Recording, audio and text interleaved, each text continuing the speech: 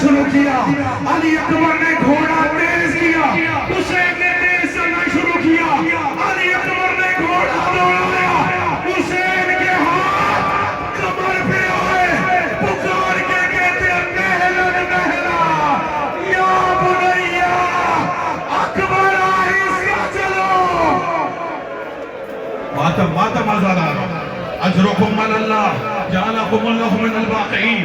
अल्लाह मेरा और आपका शुमार रोने रुलाने वालों में करे। हजरत अली अकबर ने घोड़े को रोका, उतरे घोड़े से, बाबा से कहते बाबा ना जाऊं मैदान में, मेरी तरफ देखना, बाबा ना जाऊं मैदान में। अब देखिए बूढ़ा बाप है, जवान बेटा है।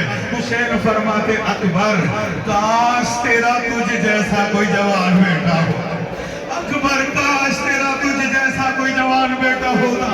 मैं देखता जवान बेटों को कैसे मौत की तरफ भेजा जाता है। अच्छा अली अकबर जाओ, लेकिन जब तक तुम्हें तुम्हारा गरीब बाबा नजर आता रहे, अरे अकबर जरा मुड़ मुड़ के देखते रहना। मेरी तो देखिएगा अली अकबर मैदान में आए, हुसैन एक टीले पे खड़े हो गए, बीवियां गए खेमा पे आई, बीवियों की निगाह किए हुसैन